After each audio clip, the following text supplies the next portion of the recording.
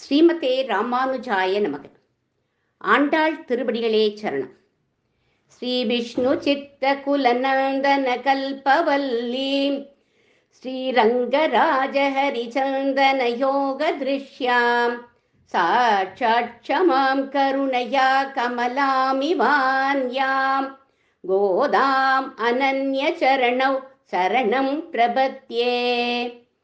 அன்னவயல் புதுவை ஆண்டாள் அரங்கற்கு பன்னிதிருப்பாவை பல்பதியம் இன் இசையால் பாடிக் கொடுத்தாள் நற்பாமாலை, பூமாலை சூடிக் கொடுத்தாளைச் சொல்லு.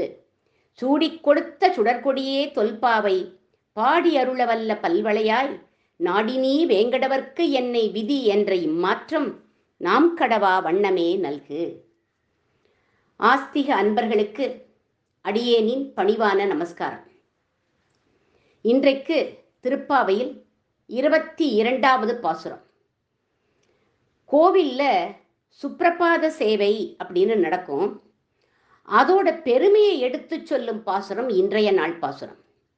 என்ன விசேஷம் அப்படின்னா, ராத்திரி முழுக்க பெருமாள் தாயாரோட சேர்ந்து தூங்கி காலம்பர கண் விழிக்கிற போது திவ்ய தம்பதிகளுடைய கடாட்சம் நம் மேலப்பட்டா நம் க்ஷேமத்துக்கு குறைவில்லை அப்படின்னு சொல்வார்கள் நம் பூர்வர்கள். யாரை எப்படி கடாட்சிக்கணுங்கிற சிந்தனையோடையே இருப்பார்களாம் இந்த திவ்ய தம்பதிகள். எதிர்ப்புற யார் வரார்களோ அவா பேர்ல அத்தனையும் விழும் விசேஷ கடாட்சம் இது.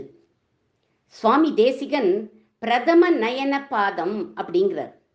பாதுகாதேவிக்குத்தான் இந்த கடாட்சம் முதல்ல கிடைக்கிறது அப்படிங்கிறார். அந்த கடாட்சம் வேணும்னு தான் ஆண்டாளும் இந்த பாசுரத்துல செங்கண் சிறுச்சிறுதே எம்மேல் விழியாவோ அப்படிங்கிறார். ஒரு சாஸ்திர வாக்கியம் இருக்கு. ஜாயமானம் ஹி புருஷம் எம் பஷ்யேத் மதுசூதனக சாத்விகசு விக்னேக சவை மோட்சார்த்த சிந்தக. ஒரு ஜீவன் பிறக்கிற காலத்துல மதுசூதனன் பகவானுடைய திருக்கண்களால் குளிர கடாட்சிச்சா அந்த ஜீவன் தன் வாழ்க்கையில சத்துவ குணத்தோட இருந்து பிறப்பு இறப்பு சுழல்ல மாட்டிக்காம பகவான் திருவடியை சென்று அடையும் அப்படின்னு சொல்லப்படுறது. இதுல தாமரை கண்களால அந்த புண்டரீகாட்சன் நம்மையும் கடாட்சிச்சா நம்மோட பாபம் தீரும், சாபம் தீரும், துன்பம் தொலையும் அப்படிங்கிறா ஆண்டாள். நம்முடைய மார்கழி நோன்பும் பலிக்கும் அப்படிங்கிறார். இன்றைய நாள் பாசுரத்தை காயத்ரி அவர்கள் பாடுவார்கள்.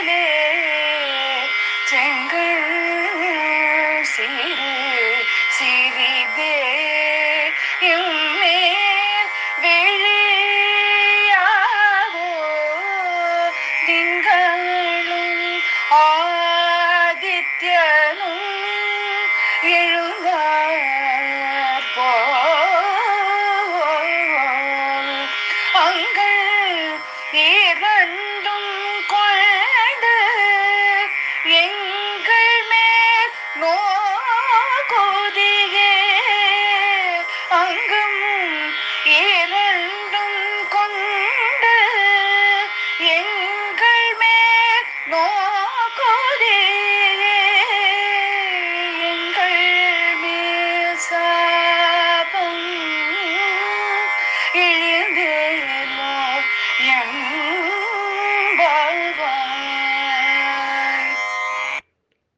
காயத்ரி மக்களமா பாடியிருக்குமா, ரொம்ப நல்லா இருந்தது.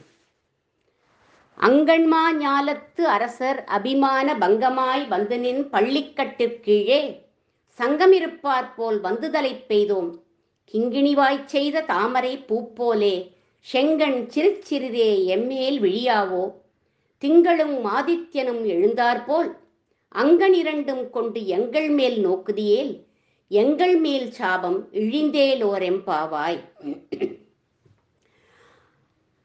அங்கண்மா ஞாலம் அழகிய இடங்களை உடையதான பெரிய இந்த உலகம் அப்படின்னு அர்த்தம். இந்த உலகத்துக்கு ராஜா யார் அப்படின்னா யாரு? அகிலாண்ட கோடி பிரம்மாண்ட நாயகனான அந்த ஸ்ரீமன் நாராயணன் தான் ராஜா. தான் ராஜான்னு அப்பப்போ நிரூபிச்சு காட்டுவானவன். வராக அவதாரம் எடுத்தான். பூமியை தன் கோரை பற்களால தூக்கி என்டையர் குளோபும் எனக்கு சொந்தம் அப்படின்னு காண்பிச்சான். அங்கண்மா ஞாலத்துக்கு நான் தான் அரசன் அப்படின்னு காண்பிச்சான். திருவிக்ரம அவதாரத்தின் போதும் 14 லோகங்களையும் அளந்து பூலோகம் மட்டும் இல்ல, இந்த 14 லோகமும் என்னுடையது, என்னுடைய கண்ட்ரோல்ல இருக்குன்னு அளந்து காட்டினவன். மறுபடியும் அவனே ராமபிரானாக அவதாரம் பண்ணி சார்வ பௌமனா சக்கரவர்த்தியா ராஜாதிராஜனா இருந்து அனைத்து உலகையும் ஆட்சி பண்ணி நாதான் ராஜா அப்படின்னு ப்ரூவ் பண்ணினான். எல்லாத்துக்கும் சிகரம் வச்ச மாதிரி கிருஷ்ண அவதாரம் பண்ணி அதுல விஸ்வரூபம் காண்பிச்சு அனைத்து உலகமுமே எனக்கு சரீரம், திடவிசும்பு எரிவழி நீர் நிலம் இவை மிசை படற்பொருள் முழுவதும் ஆயவை அவை தொடும் உடல் மிசை உயிரென கரந்தெங்கும் பரந்துளன். இந்த உடலுக்குள்ள உயிர் இருக்கிற மாதிரி அனைத்துக்குள்ளும் நாதான் இருக்கேன், எல்லாம் எனக்கு உடலாக இருக்கு அப்படின்னு விஸ்வரூபம் எடுத்து காண்பிச்சு சந்தேகமே வேண்டாம், நாதான் ராஜாதி ராஜா, அங்கண்மா ஞாலம் முழுக்க எனக்குத்தான் சொந்தம் அப்படின்னு காண்பிச்சவன் கண்ணபிரான். ஆனா சில அரசர்கள் இந்த பூலோகத்துல இருக்கா, அவளுக்கு பக்தி ரசமே இல்லாம பகவானுக்கு நாம் பிரதிநிதிங்கிறத மறந்து துளி பூமி இருக்கக்கூடிய அகங்காரத்தினால நானே சக்கரவர்த்தி அப்படின்னு நினைக்கிறார்கள். ஆனா ஆரம்பத்துல அவ அப்படி நினைச்சா கூட அபிமானம் பங்கப்பட்டு அகங்காரத்தை விட்டு உன்னோட பள்ளிக்கட்டுல கூட்டம் கூட்டமாக அணுக்க தொண்டர்கள் மாதிரி நிற்கிறார்கள்.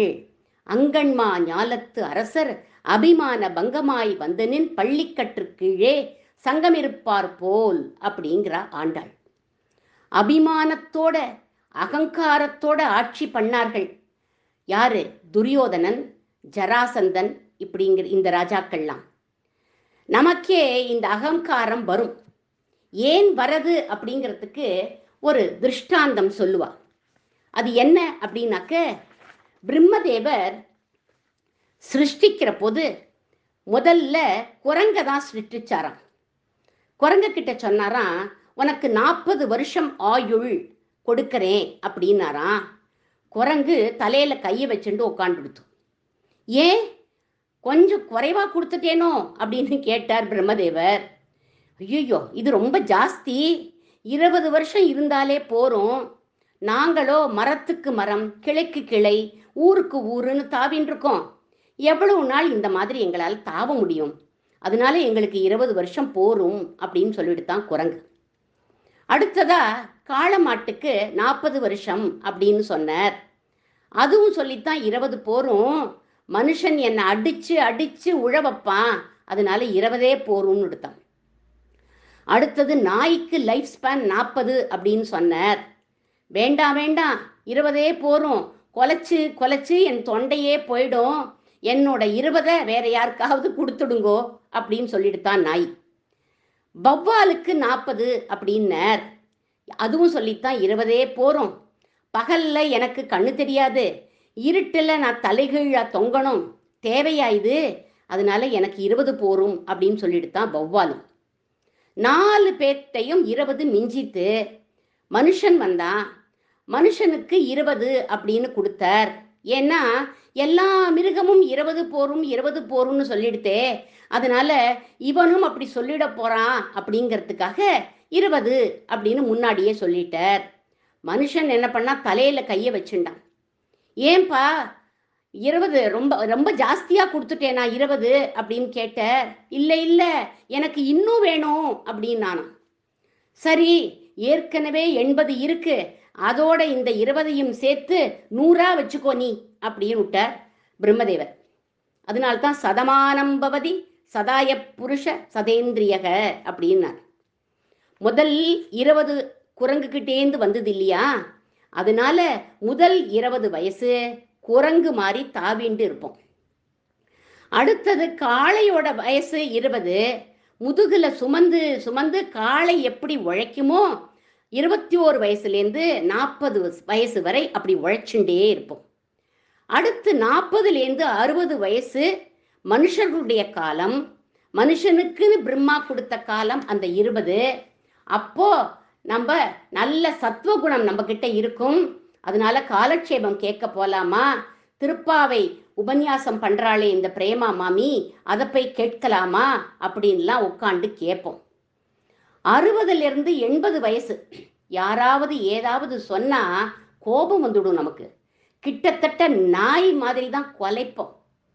அடுத்தது 80லேருந்து 90 100ன்னு வச்சுக்கோங்களேன். இங்கே 6 மாசம், அவா வீட்டில் 6 மாசம், பொண்ணு வீட்டில் 6 மாசம், பெரிய பிள்ளைக்கிட்ட 6 மாசம்னு, இல்லைன்னா அதுவும் இல்லைன்னா ஓல்டேஜ் ஹோம்ல 6 மாசம் அப்படின்னு வௌவால் மாதிரி தலைகீழா தொங்குற மாதிரி தொங்குன்னு இருப்போம். அதனால தான் சதமானம் பவதி அப்படின்னு சொல்றார்கள். அந்த காலத்துல நமக்கு அகங்காரம் வந்துடும் அப்படின்னு சொல்வார்கள். அபிமானமே அகங்காரமே இல்லாதவர் யார் அப்படின்னா அம்பரீஷ சக்கரவர்த்தி. எப்பவுமே சுவாமிதான் பெரியவர், பகவான் தான் பெரியவர்னு இருக்கக்கூடியவன் சக்கரவர்த்தி அவன். ஆனாலும் பகவான் தான் பெரியவர் அப்படின்னு இருக்கக்கூடியவன். நான் அவருடைய தாசன் அப்படின்னே நினைப்பாராம் அம்பரீஷ சக்கரவர்த்தி. ஒரு நாளைக்கு பகவான் அவனுக்கு காட்சி கொடுத்து தன்னோட சுதர்சன சக்கரத்தையே கொடுத்துட்டார், நீ வச்சுக்கோ அப்படின்னு. சக்கரத்தை கையில வாங்கின்ற அடுத்த க்ஷணம் அதை சிம்மாசனத்துல எழுந்தருள பண்ணி, இந்த ராஜ்யமே சக்கர ராஜ்யம், நான் சேவகன், அதுக்கு நான் சக்கர ராஜாக்கு தாசன் அப்படின்னு நினைச்சு ஆட்சி பண்ணினானாம் அம்பரீஷன். இன்னொருத்தர் அதே மாதிரி அபிமானம் இல்லாதவர், அகங்காரம் இல்லாதவர் யார் அப்படின்னா, மிதிலா நகரமே பத்தி எரியற மாதிரி பண்ணினர் ஜனகராஜாவோட குரு யாக்ஞவல்யர். எல்லாரும் தன்னோட உடைமைகளை காப்பாத்திக்கணும்னு ஓடினார். யாக்ஞவல்யர் ஜனகர்கிட்ட கேட்கிறார், ஜனக மகாராஜா கிட்ட கேட்கிறார், ராஜ்யமே உன்னோடது தானேப்பா, நீ ஏன் எழுந்தே போகல அப்படின்னு கேட்டார். மிதிலாயாம் பிரதீப்தாயாம் நமே கிஞ்சித் பிரதக்யதே, இந்த ஆத்மாவுக்கு சொந்தம்னு எதுவுமே கிடையாது, எல்லாம் பகவானோடதுன்னு சொல்லி வைராக்கியசீலராய் இருந்தார் அவர். எதிலுமே பற்று அற்றவராக இருந்தார் ஜனக மகாராஜா. பற்றுக பற்றற்றான் பற்றினை அப்பற்றை பற்றுக பற்றுவிடற்கு அப்படின்னு பகவான் கிட்ட நம்ம பற்ற வைக்கணும், உலகப்பற்று தானாகவே போயிடும் அப்படின்னு சொல்றார் வள்ளுவர் கூட. பகவானுடைய திருவடியை பிடிச்சுண்டா அபிமானம் பங்கமாகும் அப்படின்னு சொல்றா ஆண்டாள். பாண்டவ தூதனாக வந்தான் கண்ணபிரான். துரியோதனன் சொன்னா, வரவன் மாடு மேய்க்கிற பய, நாமெல்லாம் அரச பரம்பரையில வந்தவா, அதனால சபையில அவன் பிரவேசிச்சா யாரும் எழுந்து நிக்க கூடாது அப்படின்னு ஆர்டர் போட்டான். சரின்னு எல்லாரும் உட்காண்டிருந்தா கிருஷ்ணன் உள்ள நுழைஞ்சார். எல்லாரும் துரியோதனனையே பார்த்துட்டு இருந்தா. அவன் கேட்கிறான், ஏன் எல்லாரும் எழுந்து நிக்கிறே அப்படின்னு கேட்டான். நீ எப்படி இருக்க பாரு, நீ நிக்கிறியே, அதனால நாங்களும் நிக்கிறோம் அப்படின்னு சொல்றார்களா அவள்லாம். முதல்ல அபிமானத்தோட அகங்காரத்தோட இருந்தான். கிருஷ்ணனை பார்த்த மாத்திரத்துல அகங்காரம் அபிமானம் எல்லாம் தவிடு பொடி ஆயிடுத்தான். தன்னறியாம அவன் எழுந்து நின்னுட்டானான். அப்படி அரசர்கள் தங்கள் அபிமானத்தை தொலைச்சு வந்து நின்னது மாதிரி நாங்களும் எப்படி வந்திருக்கோம் அப்படின்னாக்க வந்து தலை பெய்தோம் அப்படிங்கிறா ஆண்டாள். கோபியர்களுக்கு என்ன அபிமானம்? அதை தொலைச்சுட்டு வந்து நிக்கிறோம்னு சொல்றார்களே அப்படின்னா, திரிபுவனத்திலையும் எங்களைப் போல அழகிகள் இல்லை அப்படிங்கிற கர்வம் இருந்துதான் கோபிகைகளுக்கு. இப்போ உன்னுடைய சிரிப்பு அழகுக்கு நாங்க தோத்து போயிட்டோம், ஸ்ரீங்கிற அபிமானத்தை நாங்க விட்டுட்டு உன்னுடைய பள்ளிக்கட்டுல சங்கமா கூடி நிக்கிறோம் அப்படின்னு சொன்னார்கள். உடனே கண்ணன் கேட்கிறான், எங்கிட்ட இவ்வளவு க்ளோஸா நீங்கள்லாம் எப்படி வந்தே அப்படின்னு கேட்டான். நப்பிண்ணை பிராட்டியோட புருஷகாரத்தினால தான், அவளுடைய ரெக்கமெண்டேஷன்னால தான், சிபாசுனால தான் நீயே கதி அப்படின்னு உம்மை சுத்தி வந்து நிக்கிறோம் நாங்கள்லாம் அப்படின்னார்கள் கோபிகைகள். கடோக உபனிஷத்தோட சாரத்தை இங்க வச்சிருக்கா ஆண்டாள். அதுல என்ன சாரம் அப்படின்னா, அவனை அடைய அவனே வழி அப்படின்னு சொல்றது அந்த உபனிஷத்.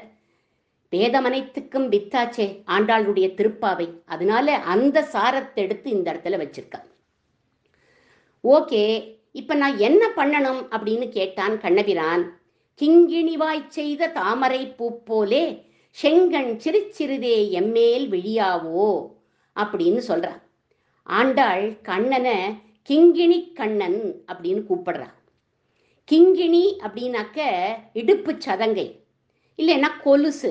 அதுக்குள்ள அந்த மணி எப்படி இருக்கும்னா பாதி திறந்து இருக்கும். கண்ணனுடைய கண்ணுக்குள்ள இருக்கிற கருவிழி கிங்கிணிக்குள்ள இருக்கிற முத்து போல இருக்கு அப்படிங்கிறார். அரை தூக்கத்துல இருக்கிற கண்ணனின் கண்களுடைய மேலிமையும் கீழிமையும் கிங்கிணிவாய் மாதிரி இருக்கு. ஒரு தாமரை பாதி மலர்ந்து பாதி மலராம ஸ்லோவா மலரும் இல்லையா, அதுபோல சிறு சிறிதே எம்மேல் விழியாவோ, எங்களை அது மாதிரி கடாட்சி அப்படிங்கிறா. ஒரே தடியா நீ திறந்தா எங்களுக்கு தாங்காதுப்பா, எங்களுக்கு அகங்காரம் வந்துடும், அதுக்காக நீ கண்ணையும் மூடிக்க கூடாது அப்படிங்கிறா. மூடினா அது எங்களை கடாட்சிக்க முடியாம போயிடும். அதனால கண்ணையும் ஒரே தடியா திறக்காத, ஒரே தடியா மூடிடாத அப்படிங்கிறா. ஒரே தடியா நீ திறந்துட்டேன்னா, கடாட்சம் பண்ணிட்டேன்னா சனகாதிகள் அவளை கடாட்சிச்ச மாதிரி ஆயிடும். அவனுடைய கண்ணழக பார்த்து சொக்கி போயிட்டாளே, அவளை கீழே விழுந்துட்டாளே, அந்த மாதிரி கூடாது.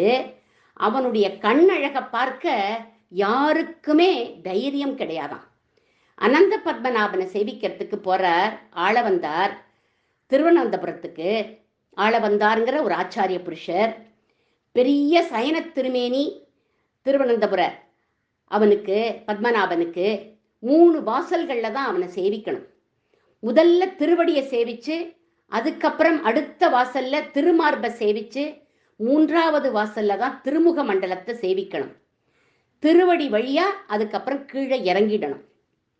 ஆனா ஆளவந்தார் திருவடி திருமார்பு ரெண்டையும் சேவிச்சுட்டு திருமுகத்தை சேவிக்காம இறங்கிட்டார். ஏன் அப்படின்னா, மகாலட்சுமியாலத்தான் திருக்கண்களை பார்க்க முடியும், அடியேனுக்கு தகுதி இல்லை அப்படின்னு சொல்லிட்டு அவர் கீழே இறங்கிட்டார். அந்த விழி எப்படி இருக்கு அப்படின்னா, திங்களும் ஆதித்யனும் எழுந்தார் போல் அப்படிங்கிறார். சூரியனும் சந்திரனும் ஒரு சேர எழுந்த மாதிரி இருக்கு அப்படிங்கிறார்கள். தியாகராஜர் சொல்றார் ஒரு கீர்த்தனத்துல, மறுகேலரா ஓராகவா, ஏண்டா ஒளியற ராமா, நீ ஒளிஞ்சாலும் உன்னுடைய கண்கள் காட்டி கொடுத்துடுறதுப்பா.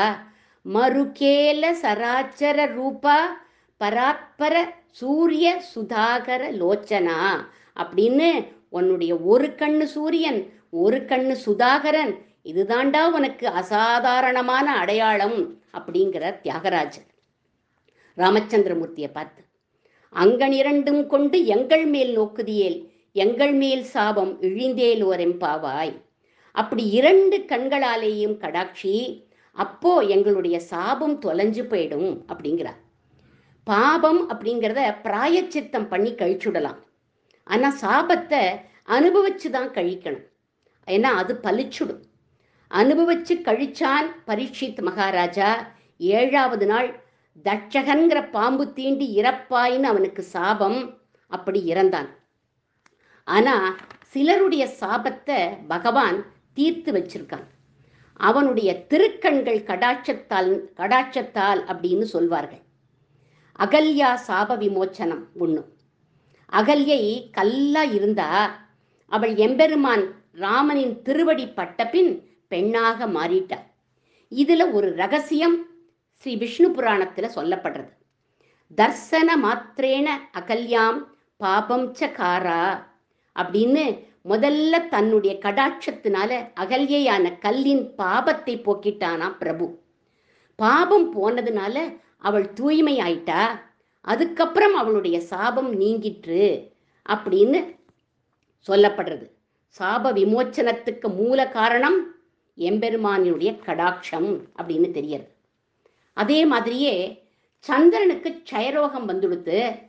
காரணம் தக்ஷ பிரஜாபதி இட்ட சாபம். ஏன்னா சந்திரன் ரோஹிணி அப்படிங்கிற மனைவியிடத்திலேயே மட்டுமே பிரீத்தியோட இருந்தான். அவளோடையே எப்பொழுதும் அன்போடு இருந்துருந்தான். மற்ற மனைவிகளை அவன் கவனிக்கல. அதனால அவனுடைய மாமனார் தக்ஷ பிரஜாபதி சாபம் இட்டுட்டார். உனக்கு க்ஷயரோகம் வரும், நீ அழிஞ்சு போயிடுவ அப்படின்னு. அதனால தான் தேய்பிறைன்னு ஏற்பட்டது. இந்த தேய்பிறை போய் திரும்பி வளர்ப்பிறையா மாறித்து. தேய்பிறையும் வளர்ப்பிறையும் மாறி மாறி வந்தது. அவன் முற்றிலும் அழியாம சாப விமோச்சனம் கிடைச்சது அவனுக்கு. எப்படி அப்படின்னா அவன் ஸ்ரீரங்கத்துக்கு போய் ஸ்ரீ ரங்கநாதனுடைய சரண கமலங்களை அடைஞ்சான். அவர்கிட்ட சரணாகதி பண்ணினான். ரங்கநாதன் சொன்னார், கவலைப்படாதப்பா, இந்த சந்திர புஷ்கரனில் நீ நீராடு, உன்னுடைய சாபம் போகும் அப்படின்னு சொன்னார். அவரோட திவ்ய கடாட்சத்தினால சந்திரனுடைய சாபம் போயிடுது. எம்பெருமானை விட்டு பிரியாத லக்ஷ்மி தேவியின் கடாட்சத்தினால இந்திரனுடைய சாப விமோச்சனம், இந்திரனும் சாப விமோச்சனம் அடைந்தான் அப்படின்னு சொல்வார்கள். இந்திரனுடைய ஐஸ்வர்யம் எல்லாம் போய் ஒழியட்டும் அப்படின்னு சாபம் கொடுத்துட்டார் துர்வாச முனிவர். லக்ஷ்மி தேவி பார்க்கடல்ல அவதரிச்சு அவள் கடாட்சத்தினால இந்திரனுடைய சாபம் நீங்கித்து அப்படிங்கிறார் சுவாமி தேசிகன் ஸ்ரீஸ்துதியில. ஆலோக்கியத்வாம் அமிர்த சகஜே விஷ்ணு பட்சஸ்தலஸ்தாம சாபாக்ராந்தாச்சரணமகம சாபரோதா சுரேந்திராகா அப்படிங்கிறார். இப்படி 3 பேருடைய சாபம் பகவானுடைய கண்களினுடைய கடாட்சத்தினால தீர்ந்தது அப்படின்னு சொல்றார்கள். ஆனா குரு பாபம் சாபம் தலையெழுத்து எல்லாத்தையும் மாத்திடுவார்னு காண்பிச்சு கொடுத்தான் கண்ணபிரான். சாந்திபினி கிட்ட குருகுல வாசம் பண்றான் கண்ணன். ஸ்லேட்டுல எழுதுறான். அடுத்த நாள் அதை அழிச்சுட்டு எழுதலாம்னா அது அழியவே மாட்டேங்கிறது. குரு சொல்ற, 2 நாள் சமத்தா இருந்த, இப்போ உன்னோட வேலையை ஆரம்பிச்சுட்ட பத்தியா, உன்னுடைய துடுக்குத்தரத்தை ஆரம்பிச்சுட்ட பத்தியா, அவள்லாம் அழிச்சுண்டு வராளே அப்படின்னார் குரு. அவளை மாதிரி நான் இல்லை அப்படின்னான் கண்ணன். நீ என்னடா வேற, நீ என்ன வசத்தி அப்படின்னு கேட்டார் குரு. அவ எழுதினா அழியும், நான் எழுதின எழுத்து அழியாது அப்படிங்கிறான். ஹரீனாபி ஹரேனாபி பிரம்மனாபி சுரைரபி லலாட லிகிதா ரேகா பரிமாஷ்டும் ந சக்கியதே.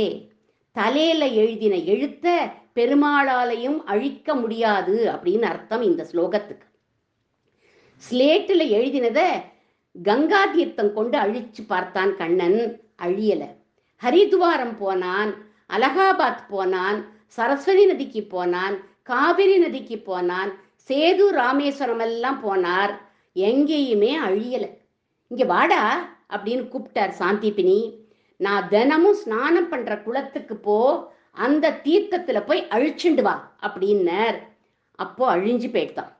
அந்த குளம் உஜ்ஜயின்ல அங்கபாத் அப்படிங்கிற இடத்துல இருக்கு. ஆச்சாரியன் திருவடிப்பட்ட தீர்த்தம், அதனால அழிஞ்சுது. ஆச்சாரிய பாதுகை சம்பந்தப்பட்ட தலையில எழுதியிருக்கிற தலையெழுத்து அழிஞ்சிடும், தலையெழுத்தே அழியிற போது பாபம் சாபம் எல்லாம் எம்மாத்திரம் அப்படின்னு கண்ணனே நமக்கு காண்பிச்சு கொடுக்கிறான். ஆச்சாரியன் பெருமையை சொல்லப்படுறது இந்த இடத்துல, இந்த பாசுரத்துல. அங்கன்மா ஞாலம், நம்ம சரீரம் தான் உலகம். ஏன்னா அண்டத்துல உள்ளதுதான் பிண்டத்துல அப்படின்னு சொல்வார்கள். பஞ்சபூதங்களும் நம் உடல்ல இருக்கு. இந்த சரீரத்துக்கு அரசர் யார் அப்படின்னா நம்மளுடைய ஜீவாத்மா தான் அரசன். அபிமான பங்கமாய் வந்து நின் பள்ளிக்கட்டிற்கீழே பந்துதலை பெய்தோம். ஆரம்பத்துல அந்த ஜீவாத்மா அகங்காரத்தோட இந்த சரீரத்துக்கு நான் தான் ராஜா அப்படின்னு இருக்கும். கொஞ்சம் கொஞ்சமா ஞானம் ஏற்பட்டு ஆச்சாரியன் திருவடியை போய் பற்றும். அந்த ஆச்சாரியனை எப்படி அணுகணும் அப்படின்னா, கிங்கிணி வாய் செய்த தாமரை பூ போலே செங்கண் சிறுச்சிறுதே எம்மேல் விழியாவோ, சின்ன சின்னதா எங்களுக்கு புரியற மாதிரி உபதேசம் பண்ணுங்கோ அப்படின்னு சிஷ்யன் பிரார்த்திப்பாராம். திங்களும் ஆதித்யனும் எழுந்தாற்போல் ஆச்சாரியனோட ஒரு கண் தேஜஸ்ல சூரியனை போலவும், குளிர்ந்து நம்மை கடாட்சிக்கிற போது சந்திரனை போலவும் இருக்குமா. அங்கனிரண்டும் கொண்டு எங்கள் மேல் நோக்குதியேல், உங்களோட 2 கண்கள், அதாவது உட்கண் ஞானக்கண், கட்கண் அப்படிங்கிறது வெளிக்கண்களால நோக்கினேளானால் எங்களுடைய சாபம் தீரும். என்ன சாபம் தீரும் அப்படின்னா, பிறவிப்பிணி அப்படிங்கிற சாபமே தீந்துடுமா. சுவாமி தேசிகன் சுபாஷித நீதியில சொல்றார், ஆச்சாரியன் 2 கண்ணால கூட கடாட்சிக்கணும் அப்படின்னு அவசியம் இல்லை, ஒரே கண்ணாலேயே கடாட்சிச்சா போரும். பரமசிவனுடைய 3 கண்கள், பிரம்மாவோட 8 கண்கள், நாராயணனுடைய 1000 கண்கள், 1011 கண்கள் சேர்ந்து கடாட்சம் பண்ணாலும் ஆச்சாரியனின் ஒரு கண் கடாட்சத்துக்கு ஈடாகாது அப்படிங்கிறார் சுவாமி தேசிகன் சுபாஷித நீதியில. அப்போ ஒரு சிஷ்யன் ஆச்சாரியனை பிரார்த்திப்பதாக அமைந்திருக்கிறது இந்த பாசுரம். கடைசியா இந்த பாசுரத்துல செங்கண் சிறுச்சிறுதே எம்மேல் விழியாவோங்கிற எம்பெருமானின் கடாட்ச விசேஷத்தினால 3 பேருக்கு, அகல்யைக்கு, சந்திரனுக்கு, இந்திரனுக்கு சாபம் எப்படி நீங்கியது அப்படின்னு சொல்லப்பட்டது. ஒவ்வொரு பாசுரத்திலும் முத்தான 3 கருத்துக்களை சொன்ன ஆண்டாளுக்கு அடியேன் மங்களம் பாடி அமைகிறேன். சதமகமணி நீலா சாரு கல்கார ஹஸ்தா சனபர நமிதாங்கி சாந்திர வாத்சல்ய சிந்துகோ அழக வினிகிதாபிஸ்ரக்பிரா கிருஷ்ணநாதா விலசது ஹிருதி கோதா விஷ்ணு சித்தாத்மஜானக. ஆண்டாள் திருவடிகளே சரணம். ஆர்வத்தோடு கேட்ட உங்கள் எல்லோருக்கும் அடியேனுடைய நன்றி.